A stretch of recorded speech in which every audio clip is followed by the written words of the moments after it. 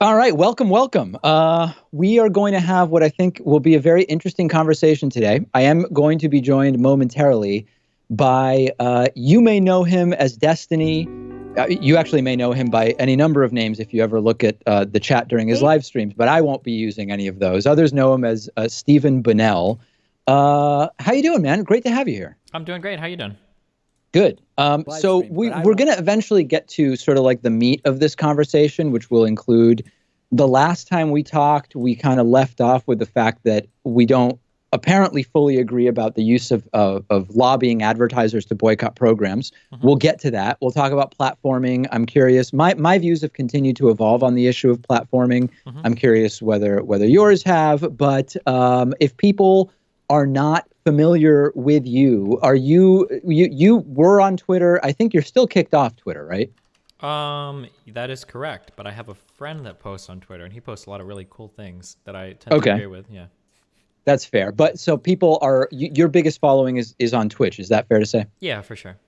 I actually have been thinking about whether I should be doing stuff on Twitch. People sometimes write to me and they say, David, instead of streaming on YouTube, you should stream on Twitch. And my reaction is usually, I don't have any followers on Twitch. Wouldn't I just be starting from zero? Like, is there any reason you can think of I just now start on Twitch?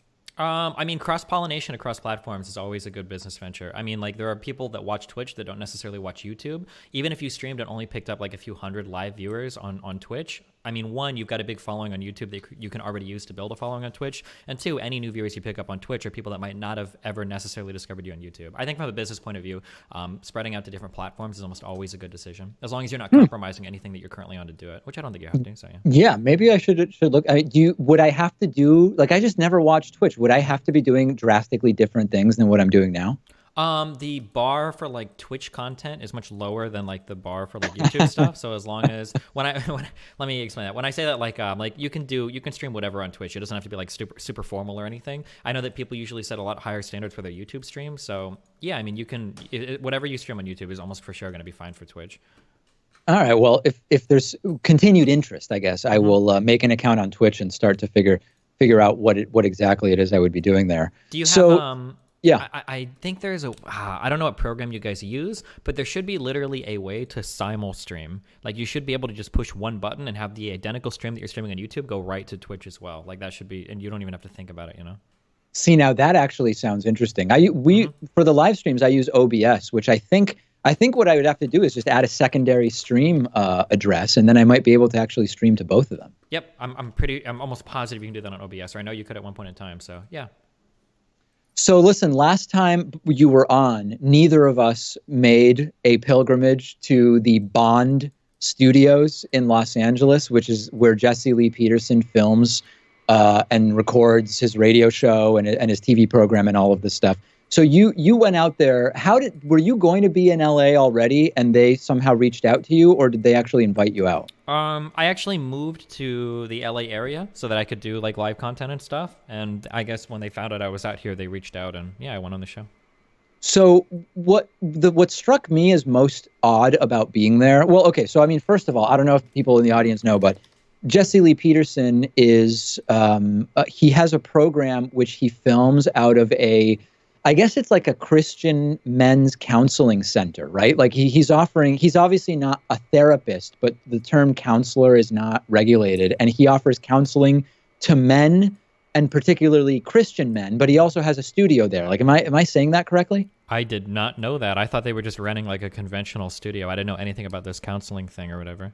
Yeah, I think that's why, like, the name Bond, I think it's initials that mean, so I don't even know what it means. But anyway, that's what he's doing out of there. The thing that was odd to me was that his staff, they sort of seemed to be fans of mine, but it also seemed like they were very hesitant to show that. Like, they were almost scared that Jesse Lee Peterson wasn't going to like that and was going to respond maybe in a way that was not good. Because when I showed up, they all immediately, like, they wanted pictures and whatnot. And when Jesse Lee Peterson walked into the room, it very quickly slowed down, and all of a sudden it was like, whoa, is this type of thing okay? It was just a very strange atmosphere.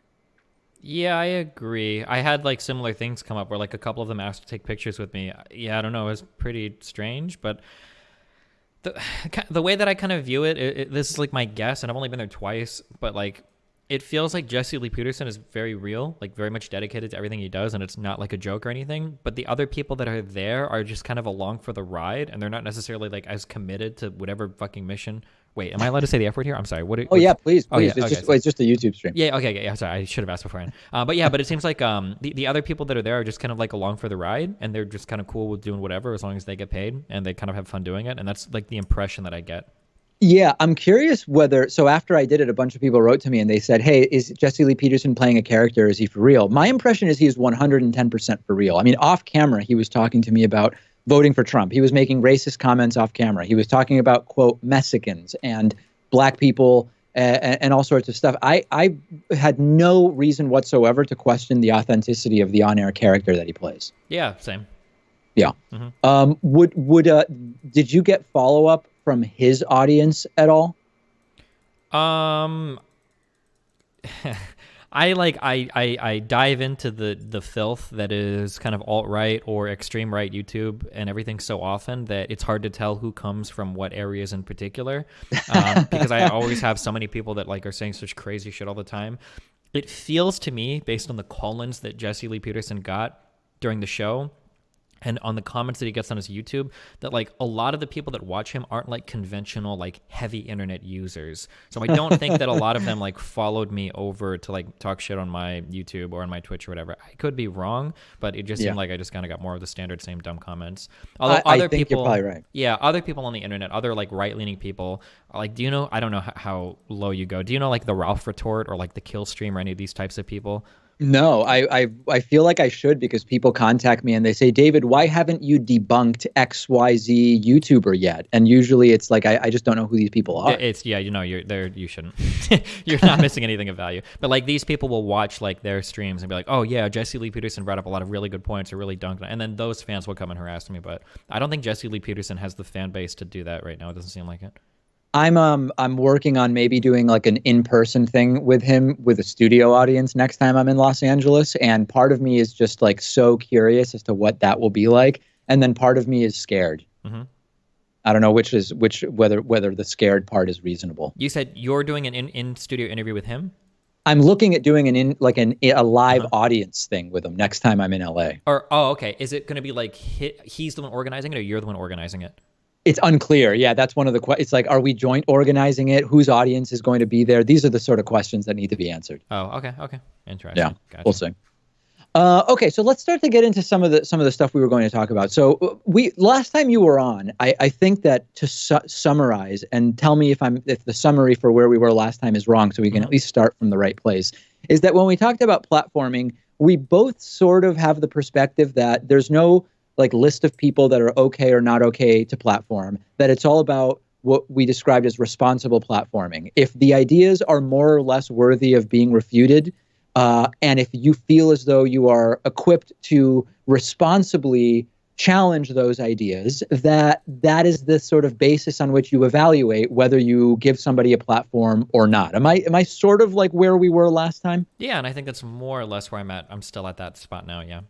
So let's pick it up there, because since there have been since the last time we talked, there are two formats that have become pretty prevalent in terms of political debate. One is these sort of like internet blood sports types of things where there can be anywhere from 2 to 6 people on a stream, and I've done some of them, you've done some of them. I watched one that you did sort of recently. And I guess the first question there is like, what's your assessment of the value of those? Because I do them sometimes and then other times I don't. And basically my decision is based solely on what kind of an audience is it going to get, not on the sort of caliber and quality of the discussion that's going to happen. But what's your sense of that format, which now I guess it's profitable for some people. I don't know. I'm guessing they wouldn't do it if it wasn't. Wait. Can we hold on? Wait 1 second. I think your stream cut out for a second. I don't want you to miss too much on your... My stream cut out, or your stream is having internet problems right now. Huh, that's weird. Seems to be working fine over here, but that's strange. Does your I don't know if you can see the OBS on your computer. Is it like red in the bottom right? Does it look like it's not like transmitting enough internet, or? No, it's all green. Oh, wait, hold on. Wait, some people are saying it's okay now. Okay, never mind. All right. I've got your chat open and I saw a whole bunch of people. When people put F's in the chat, that usually means there's a lot of internet problems, but. Oh, see, I wouldn't even know that. I appreciate that you telling me. It's fine. Okay. I'm sorry. So your question was basically asking, is there any value? Yeah, like what's the value of these internet blood sports? 6 people yell at each other and it goes on for 1, 2, 3, 4 hours sometimes. Like, do we gain anything from that? So, okay. So there's like a million ways to talk about this, so I'll try to be as succinct as possible. I think that there are a lot of people that admire people that are willing to go like into the trenches and like viciously defend what they believe against other people. And I think that there are people that believe that that this has a merit in and of itself. And I think that I am somebody that, because of what I do, I think I'm kind of in a unique spot to gather viewers or followers because I'm willing to engage in that. So to be clear, I'm not saying everybody should be willing to, or that everybody needs to, or this is something that everybody should practice to do. But if you can do it, I do think there's a value there. Because I do think that people, now I'm not saying that it's right or wrong or good or bad that people do this, but people look up to people that are capable of entering an arena with a ton of people that viciously disagree with you, and then being able to have like this sort of like bro-ish alpha male, whatever, like back and forth conversation with these types of people. And I do think it's garnered me a lot of respect in certain areas of the internet that has let people listen to my content that wouldn't be the type of people that would like open a ContraPoints video and watch for more than 2 seconds because they're scared of like a trans person, you know? Is there, I mean, is changing minds, should changing minds even be a priority during those things? Or like, is that just not what it's about at all? I mean, the thing that I say is the 40-40-20 thing, where like there are going to be people on both sides that are so dug in. I can be as dumb as I want. The other person can be as dumb as they want, and no one will change their minds. But there are people in the middle that are kind of undecided, and these are usually the people that I look for. Like if I feel like I go on to somebody else's stream who's crazy, and I feel like I have a really good showing, the top voted comments are all going to be shitting on me. But if you go down a little bit, you'll start to find like upvoted comments that are like, hey, like normally I'm a big fan of your stream, but I don't think this was your best showing. Or I'll check like Reddit threads or subreddit threads about a lot of these things, and people are like, hey, you know, I feel like, you know, especially for Dick Masterson, I feel like Dick is a really smart guy, blah, blah, blah, but this was a really bad showing for him. I don't think he did well. And usually those are the types of people that I'm kind of like looking to move over, just kind of like showing like, hey, this person isn't as infallible as you think they are. Is the format, so I'm sure, as you know, some of these things, like there will be 4-hour streams where it just goes on and on and on. Or 6 hour, yeah. Or 6 hour. I mean, yeah, 6 hour. I don't even watch on 2x speed. But so there's this common feedback that I get from people because sometimes I'll be invited onto these things and people will write in and they'll say, David, you know, it's like I get the point of engaging with people who disagree and the topic is sort of interesting. But when something is 4 hours, like there's no way to sort of succinctly take anything away from it. Just what I remember is people talked for a long time. Some people talked louder than others. Some people talked more quickly than others. But like ultimately, my takeaways are just that the conversation took place. And that's where I wonder, like, is that even a format where, you know, we talk about on cable news, you get 4 minutes to talk about something. And like, obviously that's a ridiculous format to talk in depth about anything. But on the other hand, is 2, 3, 4, 5 hours on a single topic, that is that a format that also really communicates information of value to the audience? I just don't know. I mean, it has an audience, right? There are people that watch it. And the way that I view a lot of this stuff is at the end of the day, like there are people that are going to tune into these types of things. If I can present like a left-leaning perspective, or I should say like a progressive perspective on these types of shows, and I think I'm equipped well to do it, then yeah, for sure, I would love to be involved in that. Because otherwise, these things just end up being screaming matches between a bunch of alt-writers, and everybody kind of like laughs about it, and you know they have all their memes and everything, but you don't really get like a progressive point of view ever presented in an effective manner. So I mean, like there's a special type of viewer that watches these long-term things. Like these aren't the types of people. I mean, you even know this, right? So like for instance, like the type of person that watches like a YouTube video isn't the same type of person to watch a live stream. So like you can have people with a lot of YouTube subs that don't really get quite as many viewers on live streams, and you're gonna have people with a lot of live stream viewers that don't get quite as many YouTube viewers, just because it's like a different type of audience. So I do think there is an audience that watches this long form content and consumes it a lot differently than people that like conventionally watch YouTube videos. So let me bring up now in these sort of trends of platforms and formats that we've been seeing. And everybody's going to know that I'm talking about Dave Rubin. So I'll just say like he's sort of he's on the vanguard of this format once again. And it's what is this standing up straight without a backbone, or sorry? No, sorry. Well, yes, that may be part of it. But what I'm actually talking about is this idea of I want to get ideas out into the ether. I'm not here to fight people on every assertion. It doesn't mean I agree with everything that they're saying, but I'm all about ideas and hearing about the ideas that people have. And what this has led to in practice is pretty fair criticisms of Rubin for allowing, quite frankly, unhinged right-wingers to say things that are ridiculous, that are just, they're just wrong, and they're demonstrably wrong by any standard of examination. But the argument is that the format is one where people just get to sort of give their perspective, and Dave wants to learn about their ideas. If I did that with Richard Spencer, like when I interviewed Richard Spencer, if I took that approach, my audience would not tolerate it. And I'm sort of interested in your perspective on, is that a legitimate perspective to take? Or is it just something that you've got to find a niche audience that's okay with that, but it's really not something that we learn much from? I think it's totally legitimate to want to have all ideas expressed out there, but it already happens. They're called fucking libraries, or you can go on Wikipedia and you can read about them. This idea that you want all ideas to be heard, so you bring them onto a fucking internet radio show or whatever, is absolute bullshit. You're not just like platforming the ideas. You're working as their publicist or PR firm at that point. You know, if I bring on some guy to talk about like history revisionism, who's a neo-Nazi, then at the end of the day, the consequence of that is there are going to be some people that listen to it and go, oh, you know, this guy actually made a lot of really good points. You know, I think I'm going to go and research more about this. And some of those people will inevitably be lost down that hole of kind of like alt-right propaganda.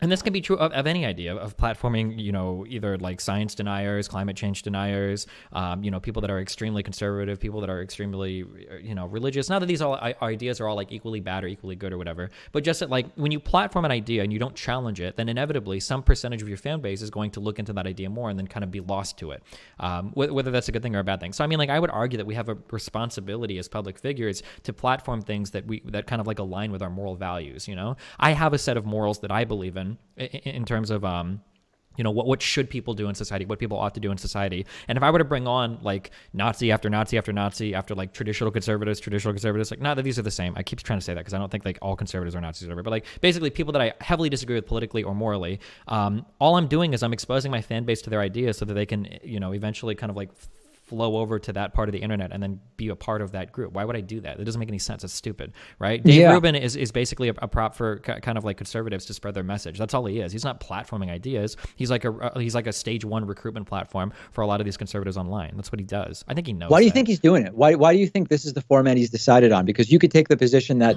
I mean, listen, it's not for us to figure out the exact financial logistics of the show, but the case has been made that it's because he's not equipped to actually refute the ideas. The case has been made that it's because he agrees with the ideas. The case has been made that it's because of the people who fund his show and they're just funneling him these guests and implying go easy on them. Do you have any strong opinion on that?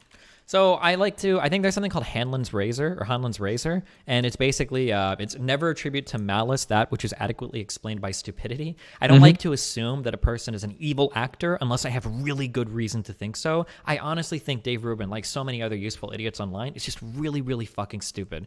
He doesn't deserve to be in this space. He's not equipped for it. He's completely uninformed. He doesn't have the intellectual rigor to take on any of these ideas. And I don't even mean that in a big way. I just mean like he's real dumb. He's real dumb. And yeah, I think he just ends up being like kind of like a useful idiot, like a puppet for a lot of those more kind of insidious conservative groups that are trying to spread their influence online. And I think that's kind of, I think that's where Dave Rubin sits at right now. That's what it feels like to me. I feel like there is, and I'm curious what you think, there are elements on the left and the right that for me sometimes get a little bit too much in the direction of suppressing reasonable conversations. And by reasonable, I don't mean conversations with reasonable people, but I mean conversations where bad ideas are actually going to be challenged in a serious way. And the example that I have been thinking about for a while is when I interviewed Richard Spencer like a year and a half ago or something like that. You know, I knew what his ideas were. I find his ideas disgusting and deplorable. He knew that. There was no sort of pretense that this was, let's figure out what white nationalists think. We sort of know what they think and we're going to challenge these ideas. And after the interview, obviously there were people on the right who didn't like it, but there were people on the left who wrote to me who said, this is just a really bad idea to even give someone like Richard Spencer airtime. And I went back and I did a YouTube search, Richard Spencer interview. And like within 2 weeks of when I talked to him, RT had interviewed him, CNN had interviewed him, and they were relatively milquetoast interviews where his ideas were not seriously challenged. And to me, it's like, is the problem that he's getting airtime, or is the problem that he's getting airtime on corporate media or media where he's not being challenged? And I feel like the left, the right, I don't even try to argue with the right on this, but I feel like the left needs to not make this mistake. I 100 million % agree. I think we did it for a long time in the United States, especially like kind of seeing what happened with Trump, where like the airtime with Trump was basically just like, LOL, look at how dumb he is. Like, oh my God, Trump is so dumb, right? And everybody like liberal outlets just kind of like aired it over and over again, like, oh my God, look at this dumb thing that Trump said. And then the election rolled around. I was like, oh shit, like I guess these people don't all think Trump is really dumb. Like, oh fuck, maybe we should have actually addressed some of the things that he said, because they are worth addressing, I mean, like you kind of see this like boil down into Hillary's, Trump is like, make America great again. And Hillary's like, America's already great. It's like, okay, well, not everybody feels that way. And at some point, you're going to have to address that, whether you want to or not. Like you have to address some of these issues because people on the right are doing it and people on the left aren't, like today in the progressive movement, we push a lot of minority figures, black people, women and whatnot to the front of media to feel like they have voices and representation, which is great. And I think we should absolutely do that. And I love that we're seeing that more. But for some reason, we've kind of got this idea where we leave a lot of white people feeling vilified. Now, I'm not going to sit here and make the ludicrous argument that like the white man is the most persecuted, blah, blah, blah, or any stupid shit like that. However, there are a lot of people that feel that way. And when you look at the left, let's say I'm kind of like I want to be like a woke white dude. Like, who do I look at on the left, and you don't really have very many people to look to. And then you go to the right and you have these incredibly persuasive rhetoricians, people like Jordan Peterson. Then it's like, oh, well, shit, like there's only one place to go. Jordan Peterson is giving me like a lot of advice. He's giving me like reasonable ways to view my life, because a lot of his self-help stuff is actually good, whether or not lefties want to admit it. And then there's none of that on the left. And it's like, well, fuck, like you're losing the rhetoric battle. And at the end of the day, that's really all that matters. You can be as right as you want, but if you're not persuasive, nobody's going to care what you have to say. Are you familiar with this Christian financial dude, Dave Ramsey? No. What does he do? I feel like I've heard that name before. Sorry, go ahead. Well, here's the thing. I mean, the reason I bring him up is I think that there is a significant similarity between Christian financial dude Dave Ramsey and Jordan Peterson. And it's this similarity. Mm-hmm. The things Jordan Peterson is saying that are, as you say, sort of like reasonable, sensible advice for most people if applied responsibly, are not unique or new to Jordan Peterson. Jordan Peterson didn't come up with them. He sort of repackaged them in a way that comes along with a whole bunch of other stuff that is problematic. Dave Ramsey, 75 to 80% of his financial advice is uncontroversial. It's been around for like 100 years if you go back and read 1920s basic financial advice. But he repackages it along with this sort of born-again evangelical stuff and connects it in that way. And what happens with Peterson is a lot of the people that fall for Peterson, they see the sensible stuff and then they believe that his worldview is like inextricably tied in to that simple basic advice. Yes. And so then they fall for the worldview. Similarly with Dave Ramsey, you see people, he's like, listen, you got to pay off the debt that has the highest interest rate first. If you don't have 6 months of expenses saved, that's an emergency and you've got to deal with that. And by the way, when you pay off your debt, you do this primal scream that's similar to like when a Christian person is born again and it gets all tied in. And that's why these guys are so dangerous, because their sort of articulate nature and a presentation wraps together the uncontroversial stuff with the worldview. Yeah, and anybody that tells a lot of lies knows that this is like true as well. Like if you want to tell a really good lie, you always have to ground it out in something that's true. You always have to start with something that the other person knows is true, because then when you go on to tell the lie, if they know that part of what you said is true, it becomes really hard to separate like the fact from the fiction later on, And People do this thing where they get outside of they kind of get outside of what they know for a variety of reasons. This is one of my big criticisms, actually, like Jordan Peterson, right? Where I think that Jordan Peterson is qualified to talk about self-help stuff. I really do, because when I watch videos, people do this all the time. They link videos like, look at this stupid Jordan Peterson video about this thing, and I'll click it, and it's like a self-help thing. I'm actually thinking like, this is actually like pretty good. This is actually like really on point. Like I actually really agree with this. But then people like Jordan Peterson, I guess because they get really good in one area, think like, oh well, since I can do this, I'm gonna go and talk about like philosophy or history or politics. And it's like, oh God, stop. But all the people that followed him along for the first thing because they thought it was good was like, oh, well, if he knew that, he must know literally every single other topic, right? And people do this with Elon Musk. People do this with Neil deGrasse Tyson. People do this with all sorts of people. They're the Bill Nye the Science Guy, right? Like, yeah, it's a really bad thing, but it happens. Yeah. The big con for me with Peterson is not that he has repackaged basic advice that's been around for a long time and is profiting from it. It's actually that there are people who sort of fall for the sort of more grandiose theories that he presents about the real problem in modern society is this neo-Marxist, postmodern, egalitarian obsession that the far left has become entangled with, that they can't seem to get away from, or whatever else. And that for me is like really the big con that he's waged and has convinced people with, because it's much easier just to take like the piece of self-help advice and say, oh yeah, that applies to me, or that doesn't apply to me. And it's like much more clear cut whether it's something that is relevant for you. But then when you see that stuff is charismatic, as you point out, then you say, hey, maybe the problem is these radical leftists at universities and the suppression of speech or whatever. It's way harder to reason yourself out of that stuff when you're in it. Yeah, and like people on the left always, well, no, it's not people on the left. Everybody does this. People always want to see people as wholly good or wholly bad, and it's just not true. And I try to stress this all the time. Like I never make I try not to make like the clean your room jokes about like Jordan Peterson, because that advice and everything he talks about there is actually really good.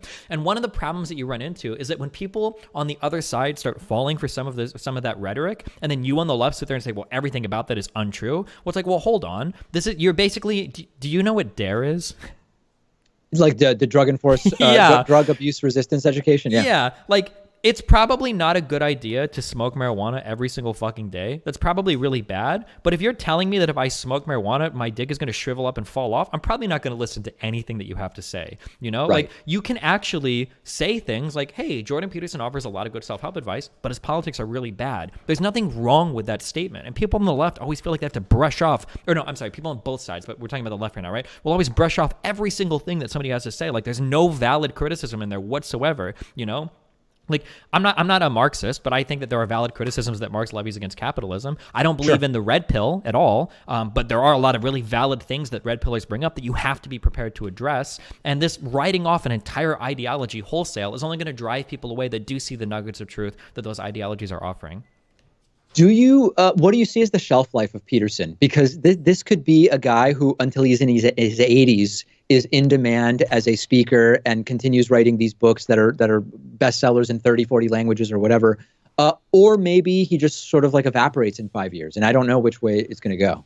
I mean, it all depends on if he has like social issues that he can kind of like hinge himself on. I guess like, because when you look at, a lot of people like to pretend that Jordan Peterson got famous for doing self-help stuff, but if you go back and you look at like his YouTube analytics, for instance, you see a massive uptick when that C16 stuff happened. Like that's when he first started to really get popular, you know? So as long as there are these issues that he can kind of like hook himself onto and to kind of like remain relevant to talk about, he'll probably continue to be popular. That would be my guess. But I mean, it's hard for me to predict exactly what'll happen, you know? Like nobody could have predicted like Milo's downfall would have been as extreme as it was, to go from literally being on like, you know, Showtime with Bill Maher and stuff, and then to like having the pedophile stuff come out, and now he's like, he can't like fill an audience in like an auditorium, you know? Yeah, just another speaking tour, I guess, just got canceled again or something. I just read. I paid very little attention to that, but I did see that article. Okay, so let's get into the ad boycott stuff now, which is, I feel like from our last conversation, this was the most serious disagreement we had, which was that I think, in short, I sort of defended lobbying advertisers to pull advertising from shows as a kind of legitimate method of political activism. And I think generally speaking, what you didn't say that it should be illegal or anything like that, but you were just against it as a pragmatic point of view. I guess like I'm in favor of it, but for only the reasons I agree with and not for the, So, I mean, it's kind of one of those things. It's kind of like, guys, like, do you think you should be allowed to kill people? And it's like, well, if I think it's justified, right, you should, like in self-defense or whatever. And somebody else might agree as well, but they might say for like, well, apostasy or something, you know, like that. And it's like, well, I don't agree with that. So like, yeah, I mean, like, I guess it's more kind of like the more fundamental question is like, who should have ads pulled from them? Because like, for instance, unless you're talking about like an extreme free speech person, an extreme free speech advocate, I don't think anybody should say like, oh, well, if you want to come on and literally do an entire show dedicated to the supremacy of white people, you have a right to have like advertisers sponsor your program. Unless, would you take that position? I'm not trying to like get you here or anything. Well, I mean, I don't know that here's the thing. I don't know that it's a question of rights. For me, this is the fundamental issue. Sure. When it comes to, if we're talking about the speech of those who are hosting the show versus advertising decisions are also a form of speech, and anything that the advertiser wants to take into consideration when deciding where they want to advertise, they're obviously free to do. And then the speech of the activist who wants to contact MetLife or whatever company and lobby them to make a decision one way or the other on the basis that they would boycott that company if that company keeps advertising somewhere. I don't want to restrict anybody's speech, presuming that it's not against the law. So that's like my starting point. So I feel like any activism that I do against ad boycott demands, other than saying I don't think they're effective, or I'll get to what some of my problems are with them, I don't want to kind of get ahead of myself. Anything that is sort of at top level saying this is a type of speech that I don't think people should exercise, I hesitate to make that argument. Okay. I guess so. This is something that I would have agreed with a while ago, but my position on kind of like deplatforming has evolved quite a bit over the past like year and a half.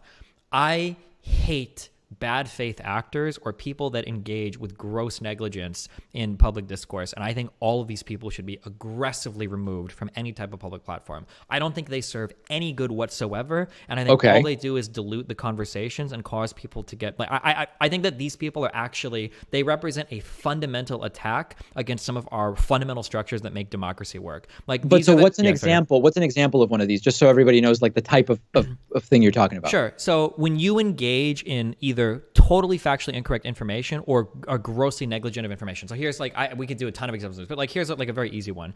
Do you know who Sargon Avocado is, right? I'm assuming, or no? Yes, I know him as Carl Benjamin. Carl Benjamin. Okay, you call him Carl. Instead of Sargon Avocado. Okay, so like Carl does this thing a lot where he brings up studies or he makes like these comments about people or things or places that have happened, but these things either don't happen the way that he says they do, or he's just completely and totally wrong. One of the clearest examples I can think of is there was a journalist lady that wrote an article about council housing. Have you heard of this? No. Yeah, but basically he said something along the lines of like, of course this journalist comes out in favor of council housing. She's never seen one before. And then like, and people, I think Sean and Jen did a YouTube video on this. It's like, well, actually, she's literally lived in them. And if you would have just clicked the Twitter profile on her thing, you would have seen that she's lived in them before. And then Carl came out and made another video. He's like, oh, well, she probably never lived in any of the bad ones, like any of the ones in some place. And like Sean and Jen was like, well, actually, this is almost exactly like where she said she's been at, or something like that. And it was like really bad. It was really obvious that Carl was like totally wrong on everything he was saying.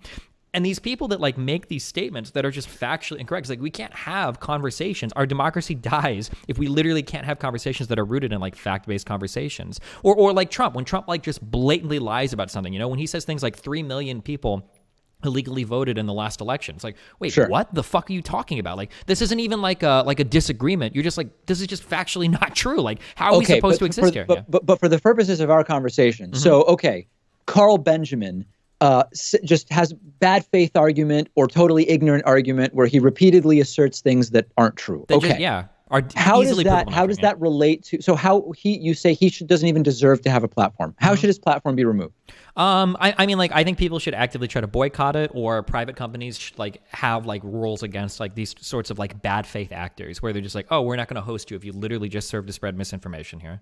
Okay, but hold on, because now I'm trying to follow that. So you could have terms of service, obviously, but producing content in bad faith is one that I don't call something a slippery slope unless I actually think there is one. I think we've got to be careful. Sure. That's a pretty slippery slope to say you can't do gore, crimes, or bad faith arguments. I just don't know from a practical perspective how you enforce something like that. Yeah, and this is kind of like, I don't want to say that this is like, so there's something called the nirvana fallacy. So let's say, for instance, like we're on a boat, we're on a ship that's sinking into the ocean, and I'm like, hey, we should jump in one of the lifeboats and sail away. And so we're like, well, hold on, right? We don't know if this lifeboat is going to hold us. We don't know what the capacity is. It could have a hole in it. We haven't checked. And it's like, okay, well, hold on. Like, the ship that we're sinking on right now is fucking sinking. Like, this is not working. We can nitpick every single like alternative that I give, but the reality is that what we're on right now is absolutely failing. Like, you can't tell me that unless I present you a perfect alternative that we can't even consider it, And I'm not saying you're doing that exactly, but like a lot of people, when I bring up my stance on deplatforming, they'll say like, hey, well, couldn't this be a slippery slope? Couldn't there be problems with implementing this? How do we know that this is working? And yeah, for sure, a lot of this would be really difficult to implement. But in my opinion, the reality is that right now, our inability to have fact-based conversations is literally destroying our democracy. Like, I don't think we can continue on like this for very much longer if we literally are believing in things like fucking QAnon or like Pizzagate. I don't think that we can actually have an established working democracy, because like being able to get information that's true, though, is like one of our like fundamental institutions. We have to be able to do this. So I think it's worth shaking things up to try. I mean, I don't disagree with the concerns that you're outlining. But to step back for a second from the good faith thing, you mentioned two things that should happen to Carl Benjamin. You talked about the platform should decide you can't do this bad faith stuff on our platform. But then you actually said that there should be a boycott of Sargon of Akkad, which from our last conversation, I thought you had said that you were against advertiser boycotts. Do you mean people should just boycott his channel as viewers rather than going after advertisers? Well, I would have to remember exactly. I don't like the idea where it depends on the subject material being boycotted. So for instance, like I don't believe, I just hate bad faith actors. I'm not as concerned with like hate speech, even though that can lead to bad outcomes. But like if somebody wants to get online and do like a KKK channel or like a whatever shit like that, I don't think that they should necessarily be boycotted or ads should be pulled or whatever, blah, blah, blah. I just want to get rid of the bad faith actors. Like if somebody wants to get online and make like a Richard Spencer type wants to talk about like how white people are superior to black people, that's fine. We can have that conversation. You can have your channel or whatever. Just don't tell he does. And in fact, I caught like 30 seconds of a stream of his. Like he actually has that. He has the Richard Spencer show now, and that's what he does. And what is it monetized? I would guess it's not. But I don't. Again, if he knows how to toe the line between actually advocating violence and not, and I think we just need to make sure, as the anti-authoritarian free speech left that I consider myself a member of, I want to make sure that if I am actually telling a private company that I want them to restrict the speech of someone, that same rule applied across the board is not going to have unintended consequences. Yeah, well, yeah, I agree. You just described real utilitarianism, which is exactly what I am. But so I 100% agree that we shouldn't like craft a rule that could basically be utilized in a way in the future that we wouldn't want it to be. But I mean, like, I hope to never be a bad faith actor. Like I try my best to do my research. If I'm talking to somebody that seems way more informed on a topic than I am, I usually like, I'll let them talk. I'm not going to sit here and like make stuff up or try to lie to get a point across. So I mean, I would hope that like any rule that I craft that says like a bad faith actor or somebody that engages in gross negligence and doesn't do anything to like prevent this, I don't think I would ever fall under that. I would hope not to fall under a rule that would like cut me down there. Yeah. So to expand on my position from last time we talked, because again, we figured out that we apparently had a disagreement on this in like the last 5 minutes that we were talking. One of my principles is any restriction on boycotts of any kind, and this implies not only boycotting advertisers, but boycotting the program. Any restrictions on those boycotts I see as restrictions on speech, and so I'm against them sort of on principle. But that's a different thing than saying that boycotts may or may not be a good strategy. And one of the things that concerns me about advertiser boycotts is that this is sort of the best argument that I've come across in trying to steelman an anti-advertiser boycott position. Do we really want advertisers having more power to decide what topics are covered and how they're covered in media? Because if you go after an advertiser for advertising on a program that has a particular position on any issue, pick the issue, right? Abortion, gay marriage, education, whatever. As soon as the advertiser starts getting involved in the minutia of we're going to pull our money because the host took this point of view or whatever, the advertiser effectively gets even more power. And I think that huge corporations already have a ton of power. So that's my, like, the best argument for me against ad boycotts is that it puts editorial control into the hands of advertisers, and that's a real problem. You're killing me. I'm a big capitalist, okay? Let me preface that. I hate lefties, okay? But what you're talking about is basically you're just critiquing capitalism at this point. Like you're saying, like, do we want advertisers? God damn it. I hate making all these lefty arguments because now But basically, what you're saying already happens, right? Advertisers already decide who's platformed. Like the major media, the major media organizations are already controlled by massive conglomerates. Elections are already decided by wealthy people and lobbyists. Large companies already decide like what type of like speech we see and what gets platformed or whatever. Like it already happens. So I mean, it seems like people pressuring advertisers is at least in some way taking the decision from the advertisers and giving it back to the people. In some ways, right? You vote with your wallet, like. But that's the argument I was making last time, which you were disagreeing with. It sounds like you have had sort of a to not to make you the next Dave Rubin, but it sounds like you've had a political awakening on this issue of sorts. I don't remember how long ago we talked last time, but it was possible. 15 years. You can't. No, because I've actually 180'd on this position completely. Interesting. If you would have talked to me, I know 2 years ago, I was an extreme anti-deplatformer. Like I thought every speech should be hosted, everything should be online. No boycott should happen. All this stuff should be. That was my position. I 180 100% on this position. So it's possible that if you talked to me back then, that my position right now is quite different. Yeah, I absolutely think that bad faith actors should be eradicated from the internet with no violent connotation from that. Like they just don't serve the public discourse in any way, size, shape, or form. It's just so horrible. Like they just do nothing good for us. You know, one of the strongest arguments that I see in supporting advertiser boycotts, and in a second I'm going to talk about people who say, but David, you could be hurt by this, and what happens as soon as people start boycotting you, and I'll talk about that in a second. In our society, this is kind of like a critique of capitalism. And again, I'm a social democrat, right? I'm not a democratic socialist or a Stalinist or a communist or anything. I want regulated capitalism. Individuals have very little power to fight back against the sort of combined power of big media, corporations, and the political system. Yeah. Boycotts can potentially be a tool to do that. The average person has very little say over whether Tucker Carlson keeps his show on Fox News. Sure. The average person has very little say over the regulatory environment that allowed Fox News and CNN and MSNBC to get so big and the media consolidation that has taken place. The advertiser boycott is a slightly indirect way of actually at least attempting to get back some of the power that individuals have lost over the last 40, 50 years relative to huge corporations and media conglomerates. And for me, that's like the strongest reason to be completely in favor of advertiser boycotts. Sure, a little bit, yeah. I don't like... In a way, this kind of segues into a totally different conversation. Because, for instance, let's say that all of our media was like not necessarily state-run, but state-funded. Our positions on this might be a lot different, right? If all of media wasn't for-profit, like entertainment-driven, like metric-driven, what gets us the most viewers, what's the most entertaining shit, we might have different positions on this. So it's hard to have those two conversations separately. Does that make sense? I do understand what you're saying. Yeah. But I think that when you consider, I mean, listen, let's take a step back for a second. If we were just to say, what are the ways in which an individual can most effectively exercise their desires in American society, right? We can say, well, okay, you go and you vote. And then you realize, well, you can vote, but the legislative desires of corporations and of rich people are way more likely to actually be made into the law than those of just middle-class Joe or whatever. There's an interesting Princeton study on this that demonstrates this. So then it's like, well, maybe voting is actually not really the equalizer that some might hope it to be. Yeah. So my point is, when the rubber meets the road, what are the most effective ways for the individual to impact the society in which they live?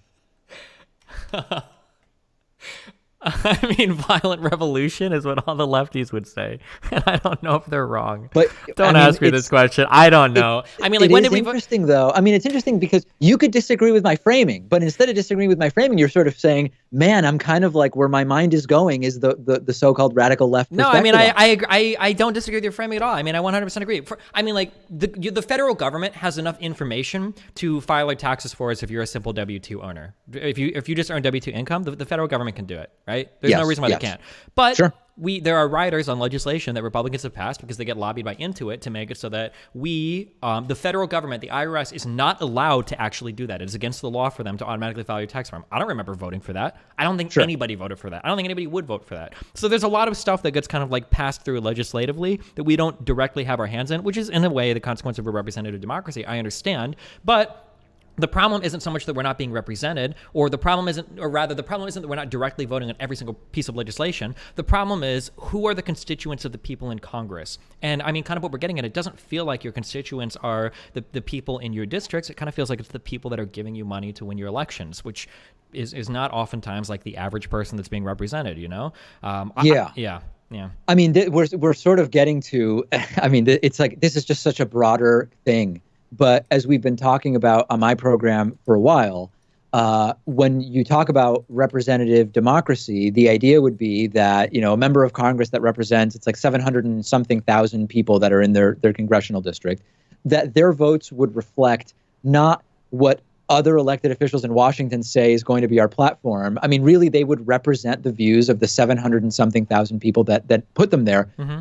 But we simply know that that's not the case, and that's a much bigger issue that we have to deal with. It's not really a representative democracy. It's a democracy that is representative of moneyed corporate and wealthy interests. And I can't imagine you and I would disagree about that. I don't know if anybody could disagree with that. Right. Yeah, I guess the question is whether we're better off with that system versus, I mean, when you go back to Socrates was not like the biggest fan of totally representative democracy, sort of for the similar reasons that we're kind of alluding to here, which is the masses don't necessarily make the best decisions, but this is kind of like a broader, I mean, I don't even know if that we want to go down this path necessarily. I mean, I like representative democracy for a few reasons. Actually, I think representative democracy is way better than direct democracy. You can't expect every citizen to be totally up to date on every piece of legislation. It's just not realistic. You run into issues where sometimes it's better for political processes to move a little bit more slowly. For instance, could you imagine leaving the future of your country and its place maybe in like a large trading body up to the average citizen to vote on? That could end catastrophically, maybe. Absolutely. Yeah. So things like Brexit, for instance. So like, I'm okay with the idea of a representative democracy. I just think the problem is like the representative democracy isn't representing the constituents in the actual districts, the people. It's representing the people that pay the money to win their elections. And some sort of election reform there is probably like really important to make it so that doesn't happen. So you mentioned revolution, and we don't have to talk about revolution, but let's actually talk about some. So we've talked before on my program about sort of like, okay, you can sign petitions online, and those probably do nothing other than maybe raising some awareness about what's getting like a funny response from somebody in the White House or something. Yeah. Yeah, you can go and vote, and of course, voting creates change in an indirect way that's also relatively slow. So, like, if you look at what are some other sort of violent revolution? What are some other protest methods that activists can do? And you often hear civil disobedience, strategic loan defaults. Everybody stops paying their mortgages. It completely shuts down, the financial system in a way that Congress has to intervene, and maybe you get something out of that. Ooh, that's really interesting. I haven't heard that idea before. Maybe everybody defaults on their student loan or something. Yeah. Yeah. The idea of that is that if enough people act together, you can shut down the financial system on which all of these industries and government rely. And that is a way to maybe get people's attention. But what I want to get to is we obviously can imagine how that would work at scale. But, 1 million people signed up saying if X happens, we're going to rally. If Trump tries to fire Mueller or whatever. I mean, the Mueller report told us that Trump did try to fire Mueller, and Don McGahn said, I'm not going to do it. Nobody's rallying, right? I mean, people are busy. You can't, you're not even sure. Half the country can't meet an unexpected $400 expense. So what's it actually going to take to get people to go and do mass rallies and stop working? I don't know what the answer is. Well, as far as like stuff like that, this is my position on this is always, and this is totally, I'm sure like a sociologist or somebody could have a well more nuanced position, but my opinion on all of this is like until people are actually like starving or like facing the threat of not having a basic need met. So we could look at that, like whatever Maslow's hierarchy of needs of like your fundamental, like if you don't have shelter, food or clothing, that's what actually gets people out into the streets to start like rioting and shit. I don't think it's going to be like, President Trump tweets out the 400th ridiculous dumb shit thing or fires like the next like FBI director or something. I don't think that's actually going to get people out in the streets like in mass like rioting. I don't think that's going to happen. Yeah, and this is why I think still that the most likely scenario is Trump just kind of gets reelected with relatively little controversy in 2020. And I don't know where you are on that. Whether or not Trump gets reelected, I would have to check out. Isn't he not doing as well, like in the popularity polls? Like even the Mueller report stuff didn't like vindicate him as much as he wished it would. I don't think he was. Yeah, I mean, here's the thing: he's got like a high 30s approval rating, and a new poll says 55% of the country won't vote for him. But you can easily win with those numbers because half the country doesn't vote, and we have an electoral college system. Well, I mean, I'm hoping that the people doing those polls are projecting these to like voting populations, right? That like yeah. Whether or not Trump gets reelected, I think is largely going to depend on how the Democrat stuff pans out. I have like intentionally not followed much because there are like 50 people like looking for book deals right now that are all running as Democrats. So when we get a little bit closer to the debate session, I'll start like tearing into the candidates more. I heard that Biden is running. I don't know how I feel about Yes, well, he is. I hope that the DNC like is a little bit more cognizant of their progressive base and of like the very actively mobile people people that like want to get out and protest and be excited, kind of like Bernie's audience was, kind of like Trump's audience was. And I hope, I don't know, man, I really shouldn't say anything. This is irresponsible because I haven't looked in as much, but the idea of like Biden being like the Democratic front runner is very fucking scary to me. And it feels very much like a repeat of what we just did with Hillary. I hope it does. Yeah. It does. And on the political spectrum, they're similar. Biden's significantly older. He's also male. I mean, I've said, some people have been writing to me angrily saying I'm pro Biden. I'm not pro Biden. I'm pointing out that he's been doing well in the polls since before he was running, and he raised a bunch of money on his first day. And I think he's generally a good debater, but I think it's a bad idea to go to what is effectively Hillary Clinton 2.0. Yeah. Is there anybody else that, and if you're not following it, that's totally fine. Is there anybody else you particularly don't like who's running? That I particularly don't like, not for good reasons. No, I don't. No, I'm still kind of like, I'm in the Bernie camp right now, I think. Although Bernie fans are fanatic. Holy shit. Although maybe that's a good thing. I mean, Trump fans were fanatic. But Bernie fans are crazy. But I still generally like Bernie, even though he has a lot of positions that I think are really stupid, or a couple that I think are really dumb. I think for the most, like what? Like he's like anti-nuclear power, which I don't like that.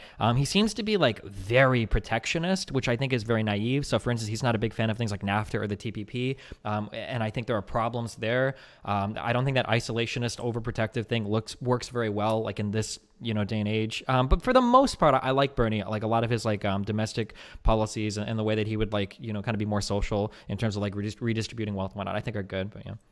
I feel like the problem with a lot of the way people talk about trade policy is that it sort of assumes we're going back to the beginning before we have sort of like geopolitics and globalization. So you'll hear arguments that are sort of like flatly, here's why in rational actor classical economics, if you're starting from zero, tariffs are bad or tariffs are good or protectionism or whatever. And I feel like what's lacking from all of these arguments is that these principles don't account for the fact that we've got like several hundred years of relationships and economic policy and decisions that we are starting from, and you're not starting in a vacuum. And therefore you sort of have to account for not what happens in an economics textbook when you apply a certain policy, but what is the effect also considering geopolitical relationships? And like what I think this applies to both Trump and Bernie, that a lot of their analyses on trade miss that context. Yeah, it's very populist. Like it's very like for the people driven, It's very easy for everybody to rally behind, and shit on the TPP. Like, oh, it's so bad. It gives all these protections to blah, blah, blah. And it's like,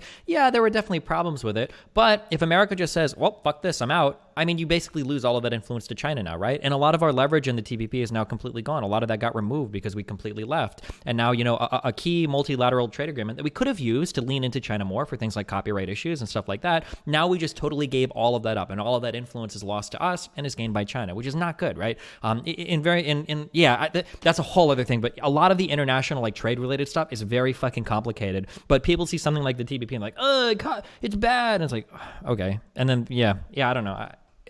And I feel like Bernie does a lot of that stuff as well. There's some basic like international relations stuff that I feel like we'd be very well served if people just kind of knew. And by people, I don't even mean just random people. I mean, people who are involved in making decisions, like if you just understand like structuralism, which argues that the most important factor in how countries are going to relate to each other is sort of that kind of top level hierarchy and that relationship, rather than the internal dynamics of whether a country is more or less socially liberal or whatever the case may be. That it's sort of the international structure of nation states that is most important. Like, liberalism not in the context of progressivism, but just the idea that countries have priorities which they try to make effective through domestic policy. There's just like really basic stuff that, I mean, obviously Trump doesn't know it and none of us are surprised by that. But a lot of the people that are on TV commenting about this stuff don't even know. Sure, maybe, yeah. I mean, that's kind of, you mentioned this earlier, that's kind of the consequence of our 4-minute like news bite cycles, right? We don't even have time to get into any of that. Yeah. If it's okay with you, I've been getting a bunch of super chats while we've been talking. Maybe we'll just see if there's any interesting ones and answer them. Yeah, go for it. Usually when I'm on these shows, when people have super chats, usually it's a bunch of people saying that I'm like a pedophile or something. So hopefully yours are nice. Oh God, no. I think my audience is a little bit different here. Yeah, no, not good stuff. It's a big meme in my audience. People like, oh, here's a super chat for $10. Why are you talking to this manlet soy boy cuck Destiny? Shouldn't you be fucking his girl? Yeah, that's it. But yeah, go ahead, sir. Well, so here's a good one from Nate McBrady, who sent for $15. He says, could either of you gentlemen, which I already like the way it's starting, refine the distinction between controlled regulated capitalism versus uncontrolled regulate. I guess they mean uncontrolled, unregulated capitalism. I mean, for me, the difference is it's the difference between the sort of Nordic economies and a libertarian free market utopia, which really doesn't even exist. I mean, that's how I would put 2 points on a spectrum to explain to people the difference between the two. Okay. The big difference I would say is that like here are the two most important things. Okay, markets are real and they work, and you have to acknowledge the power of the market. But sometimes markets don't work, and when they fail, right, you have to acknowledge when they don't work. So like, for instance, if you want to make affordable housing happen in the United States, rent control is a real shit way to do it because markets are real and market forces are not going to allow something like rent control to ever work.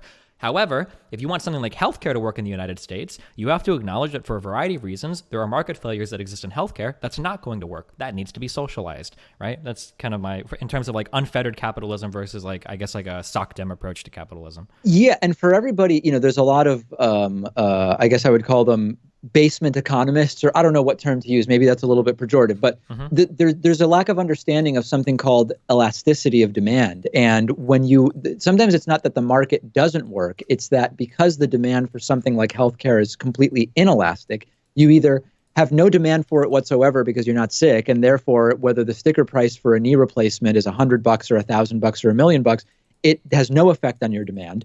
All of a sudden you need a knee replacement or you need chemotherapy or whatever.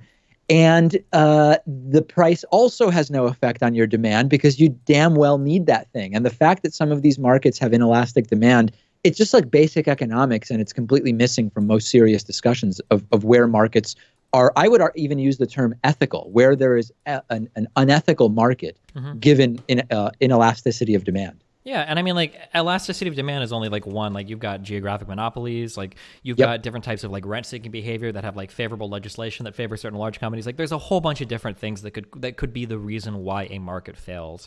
And there's I mean, you just need to recognize when these happen, and then you need to legislate accordingly. You've got externalities like pollution, for instance. That's not something you have to pay a price for unless the government makes you. So why wouldn't you pollute more than your neighboring, factory? Or there's like a million other So let's see. Kiwi says Tonkazaw and Knobs would destroy both of you plebs. Do you know who those people are? I don't know who those people are. Yeah, Tonkazaw is like an online wrestler, crazy dude, and then No Bullshit is a guy that is honestly, this guy is like bullshit. The most Knobs, inspirational, the most inspirational story in America. Have you ever heard this guy talk before? No. Oh, he is astoundingly stupid, unimaginably stupid. He will make you question everything about what you think the average human is capable of when you listen to this guy talk. But he has over 600,000 YouTube subs, and he's growing real fast. His growth is tremendous. It's insane. But should I check these people out or not? I don't know. I mean, if you're like in a padded room and you don't feel suicidal at the moment, then maybe you can. But oh my God, otherwise it's real hard listening to these people. It's astounding how horribly stupid. It's funny, like conservatives always talk about like are you familiar with the NPC meme? Yeah. Oh, I'm like NPC number one if you check out some subreddits. Okay, there you go. Yeah, but like conservatives are like the ones that do the same NPC talking points. Like, how many videos have to be made about Brie Larson like destroying superhero movies because Captain Marvel was a fucking woman? Or how many times do we have to hear about like SJWs ruining some franchise because they put like a black person? Like, I don't know. I feel like I hear the same talking points over and over again from conservatives. They just have this crazy like anti-SJW bend, and it's like how many? Ugh. Let me see. Ecto Squid says, do you guys foresee an escalation in attacks from white nationalists? I think they feel desperate and time constrained about white replacement. I mean, listen, the last 2 years tell me, unless something changes, we're going to continue seeing an escalation in violence from white nationalists. There's a new ADL report, which I'm talking about on my show tomorrow, where anti-Semitic attacks, assaults rather, doubled from 2017 to 2018. And I wonder if we disagree on this. My view has been that Donald Trump did not create white supremacists. Donald Trump did not create white nationalists or anti-Semites. But as Richard Spencer personally told me, they see Trump as the closest thing that they've had in a long time to someone who will sort of just look the other way and not aggressively criticize them, and that's what's emboldened them. I don't know what your take is on that. I mean, I kind of agree. I've always said, like, Donald Trump is never the problem. He's like the symptom of a larger problem that has to be acknowledged. Getting rid of Donald Trump doesn't get rid of all the people that were looking for this type of leader to kind of show up. Pakman's P Girl has a question. Why did I post revenge porn of their dad? Which I'll deal with probably on a paid only. That's a little too crazy for what we're talking about here. Wait, what? You can't just skim over that. Wait, is that a meme or did this happen?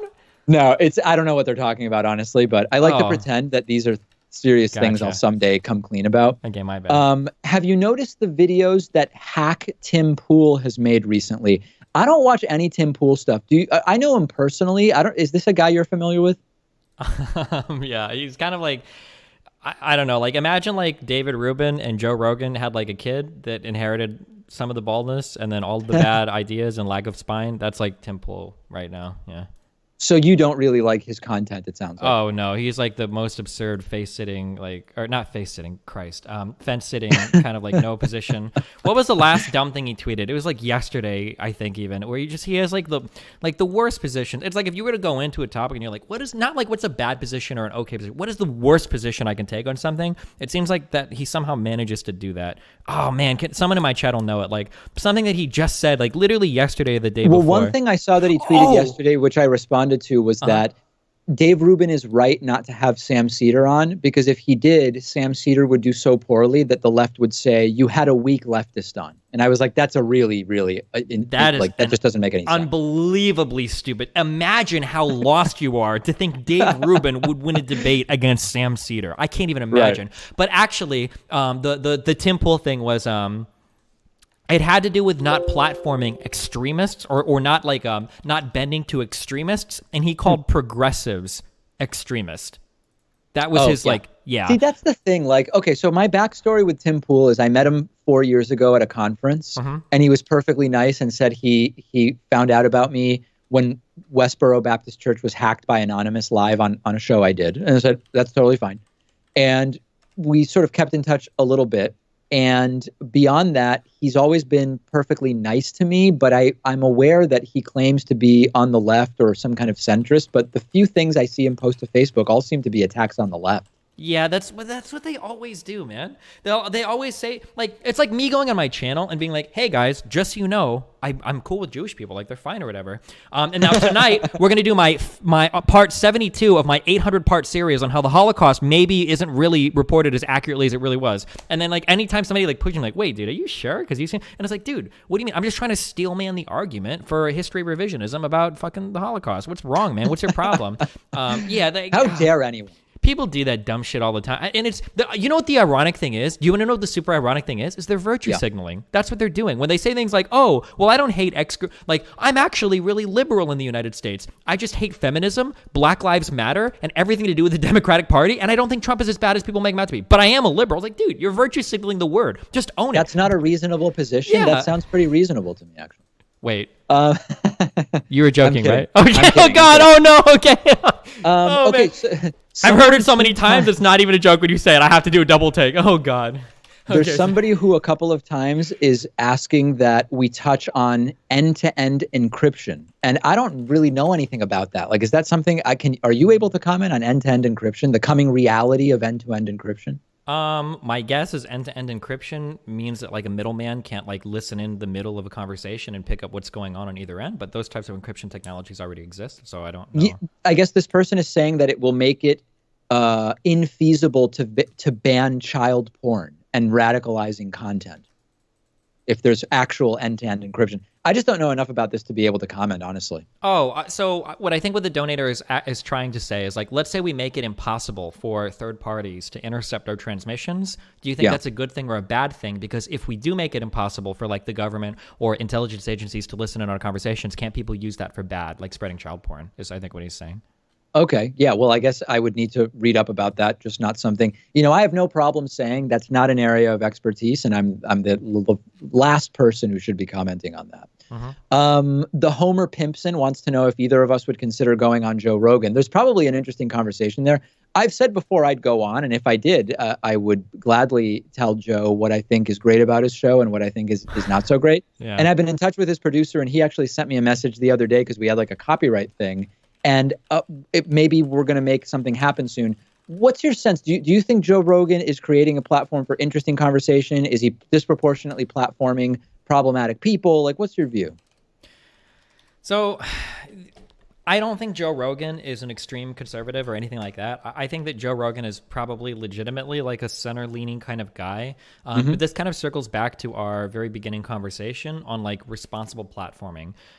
Regardless of your personal point of view, when you're bringing on like conservative after conservative after conservative and you make them seem like reasonable, cool people that are just like down to earth, chill people, what's going to happen is some segment of your audience is invariably going to peel off and start following those people. And he's done it to people like Jordan Peterson. He's done it to people like Alex Jones. Like there is only one issue. Like you can go on and give like legitimate, well, I say legitimate, but you can go on and talk about like how like maybe we should exterminate races of people. And as long as you say it in a friendly manner, like Joe Rogan will probably sit there and listen to you and maybe even agree with you a little bit at the end of the day. I'm being really extreme, but like it seems to me there's only one issue.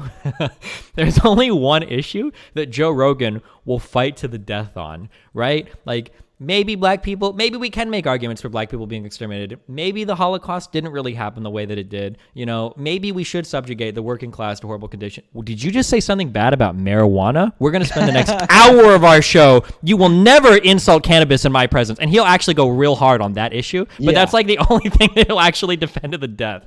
Like, so, I mean, yes, I think there's a couple other issues where I've seen him do pretty well is these sort of extreme cartoonish libertarian arguments that sometimes people make. Like and in Rubin, fact, there's a Dave Rubin thing where Dave Rubin talks about like chickens and the postal service, and it's just an incredible implosion. and Joe Rogan just very carefully and calmly exposes it. On climate change, he's sometimes pretty good. When he had Candace Owens on, he really made her look stupid on the issue of climate change.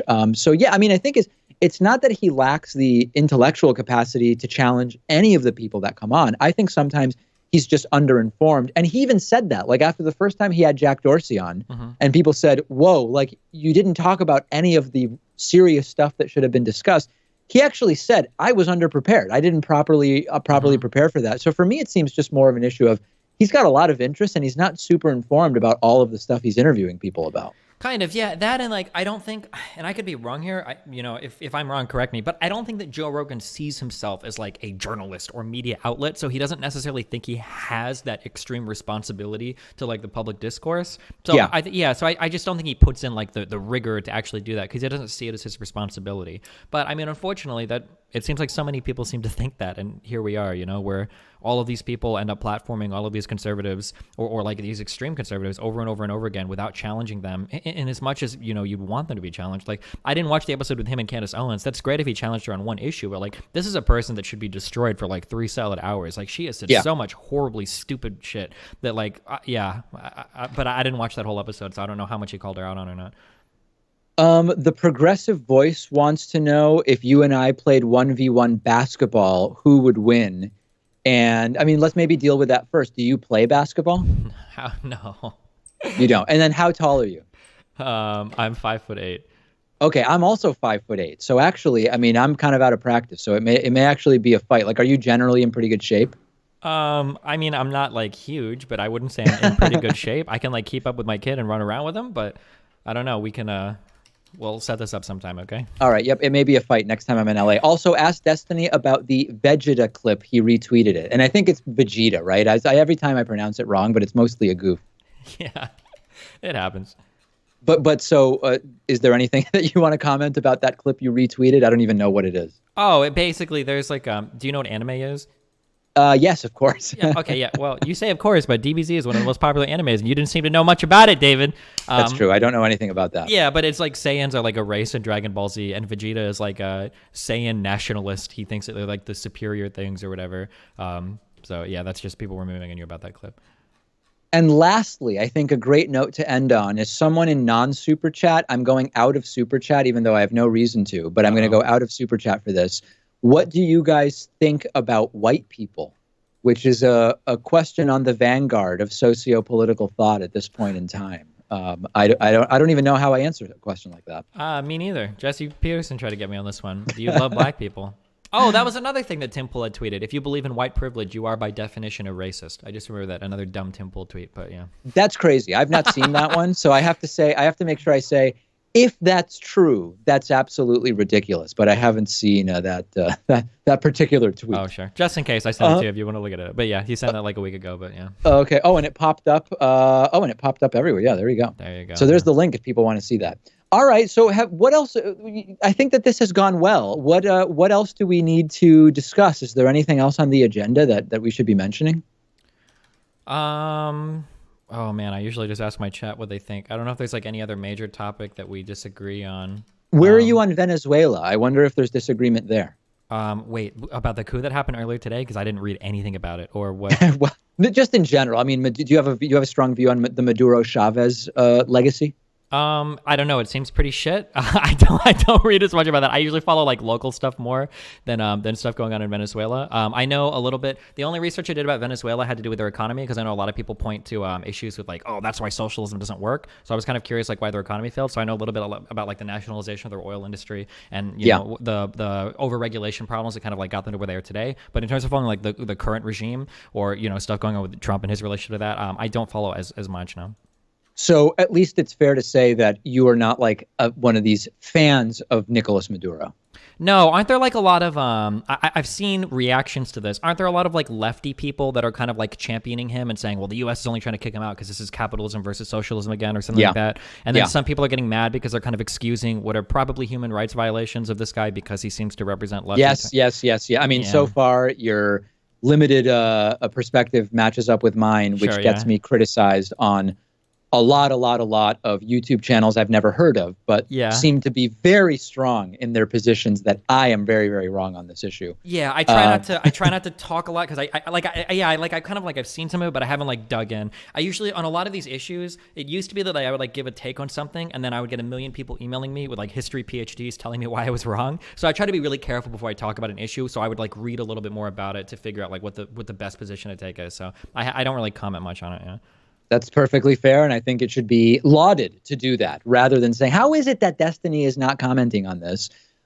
He's telling us he's not read up on it as much as he wants to, and I think that's great. It would be great if that happened on more shows. Can you imagine if during these like internet blood sports things, someone said, you know, in the middle of it, respectfully, I feel like I'm not as well read on that issue as I would like to be to comment, so I'm going to pass on that one. That's where the format falls short, because you can't really do that in those 6-way, 4-hour internet blood sports. Ironically, it's actually one of my weakest points, is because if somebody confronts me on something that I don't know, I'll say like, oh, I don't really know as much about this. Like I'll do that openly, but the people that I debate are never doing that. So it actually gives me the appearance of looking very weak when I do that. Like a guy will open up and talk a whole bunch of shit about some shit that he is totally fucking uninformed about without a problem in the world. And I'm not usually willing to do that. So sometimes it makes me look like I have the lower hand in a debate. Yeah.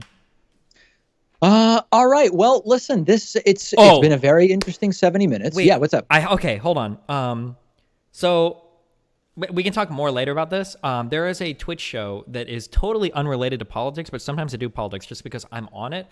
And the guy's name is Trainwrecks. I don't know if that matters to you, but sometimes he hosts like really big political debates where he's able to surprisingly pull on people that are sometimes pretty big in terms of doing these debates. Would you be interested in joining me on one of these if I do this in the future, or I can email you more? So this would be like you and I versus him and someone else type of thing. Not him and someone else, but 2 other people. And okay. Potentially like really big name people coming up for the next one. Like I can show you, like you would be interested in these people. I don't know if you're interested in the format, but yeah. Okay, yeah, I'll talk with you more about that. I'm super interested. Okay, cool. I mean, what do I know what I've just gotten myself into, but why not? Sure, okay.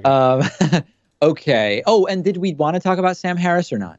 Yeah, if you want to, go for it. I mean, listen, I have no idea what your position is on Sam Harris, so I'll just like lay it out in 30 seconds, and then you tell me whether it needs to be expanded. Okay. I think that Sam Harris's work on mindfulness and meditation is fantastic, and that's pretty uncontroversial. And I sort of consider him along the lines of John Kabat-Zinn there. And I think that that's just one side of him, which is how I originally knew him, which I find super interesting. And I think he's a great person to listen to.